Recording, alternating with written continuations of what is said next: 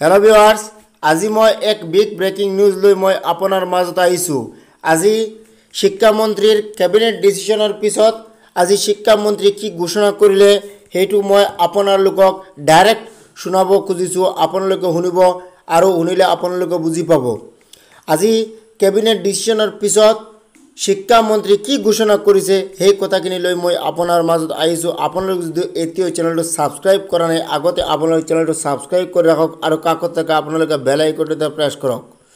আপোনালোকে এই ধৰণৰ নতুন যিখিনি খবৰ মোৰ হাতত আহি পৰিব সেইখিনি খবৰ মই এই চেনেলত আপলোড কৰিম, আপোনালোকে লগে লগে পাই যাব।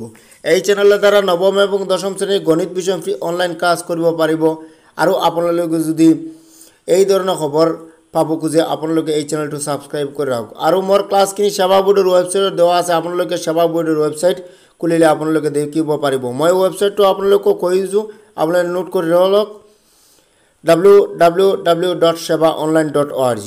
আহক আজি শিক্ষামন্ত্ৰী ৰণোজ পেগু ডাঙৰীয়াই কি ঘোষণা কৰিছে আহক আপোনালোকে শুনক। ব্যক্তিসকলৰ কাৰণে এটা ভাল খবৰ। আমাৰ টেট কোৱালিফিকেশ্যনৰ এই গোটেই বিষয়টো নিৰ্ধাৰণ কৰি দিয়ে national council of teacher education. যোৱা মাহত নেশ্যনেল কাউন্সিল অফ টিচাৰ এডুকেশ্যনৰ তেওঁলোকৰ যি পঞ্চদশ বৈঠক, সেই পঞ্চদশ বৈঠকত তেওঁলোকে এটা সিদ্ধান্ত গ্ৰহণ কৰিছিল যে টেট কোৱালিফিকেশ্যন চাৰ্টিফিকেটখনৰ ভেলিডিটি 7 বছৰৰ কাৰণে থাকে আৰু এই ভেলিডিটি 7 বছৰৰ ঠাইত মানে জীৱনজোৰা কৰাৰ কাৰণে লাইফ টাইম ভেলিডিটি দিয়াৰ কাৰণে সিদ্ধান্ত গ্ৰহণ কৰিছিলে আৰু কেন্দ্ৰীয় চৰকাৰেও কেন্দ্ৰীয় মন্ত্ৰীয়েও এই বিষয়টোত অনুমোদন জনাই তেওঁলোকে অধিসূচনা জাৰি কৰিছিল। কিন্তু তাতে এটা কথা উল্লেখ আছিল যে ৰাজ্যসমূহৰ ক্ষেত্ৰত এই সিদ্ধান্ত গ্ৰহণ কৰাৰ কৰ্তৃত্বটো ৰাজ্যসমূহক প্ৰদান কৰা হৈছে। অৰ্থাৎ ৰাজ্যসমূহে যদি এই সংশোধনীৰ মতে লাইফ টাইম ভেলিডিটি দিব নিবিচাৰে, 7 বছৰতে সীমাবদ্ধ ৰাখিব বিচাৰে, তেনেহ'লে ৰাজ্য চৰকাৰসমূহে 7 বছৰতে সীমাবদ্ধ ৰাখিব পাৰিব। কিন্তু আজি আমাৰ কেবিনেটত এই কথা বিতংভাৱে আলোচনা কৰি টেট কোৱালিফিকেশ্যন চাৰ্টিফিকেটৰ ভেলিডিটি 7 বছৰৰ ঠাইত ইয়াক জীৱনজোৰা অৰ্থাৎ লাইফ টাইম ভেলিডিটি প্ৰদান কৰাৰ কাৰণে সিদ্ধান্ত গ্ৰহণ কৰিছে।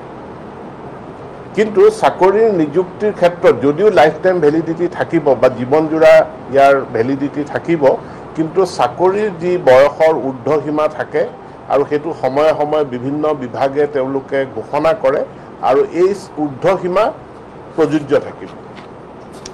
অৰ্থাৎ ঊৰ্ধ্বসীমাৰ ভিতৰতে এই লাইফ টাইম ভেলিডিটিটো প্ৰযোজ্য হ'ব। তেওঁলোকৰ জীৱনৰ খুব কম বয়সত তেওঁলোকে টেট কোৱালিফিকেশ্যন আয়ত্ত কৰে, তেওঁলোকৰ কাৰণে এটা দীঘলীয়া পিৰিয়ডৰ কাৰণে যেতিয়া যদি 40 বছৰটো যদি ঊৰ্ধ্বসীমা চাকৰিৰ ক্ষেত্ৰত থাকে তেনেহ'লে 24 বছৰ বয়সত পাছ কৰা টেট কোৱালিফিকেশ্যন লাভ কৰা এজন প্ৰাৰ্থীৰ কাৰণে 16 বছৰ ধৰি পেলাই চাৰ্টিফিকেটখন ভেলিড হৈ থাকিব।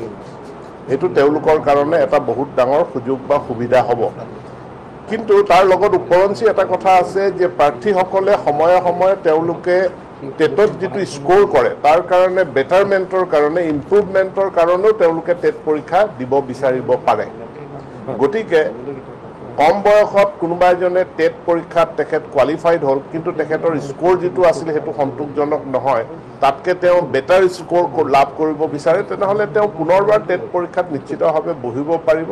কিন্তু সেই পুনৰবাৰ বহিলেও টেট কোৱালিফিকেশ্যনৰ যিটো ভেলিডিটি সেইটো তেওঁলোকে লাইফ টাইম ভেলিডিটি পাব। অৰ্থাৎ বেটাৰমেণ্টৰ সুযোগটো প্ৰত্যেক প্ৰাৰ্থীৰ কাৰণে সেইটো প্ৰযোজ্য থাকিব। আৰু ইয়াৰ দ্বাৰা আমাৰ যিসকল টেট প্ৰাৰ্থী আছে মানে কোৱালিফাইড প্ৰাৰ্থী আছে তেওঁলোক বহুত ধৰণে লাভান্বিত হ'ব। তো এইটো এটা গুৰুত্বপূৰ্ণ আমাৰ কেবিনেটৰ সিদ্ধান্ত আপোনালোকৰ আগত।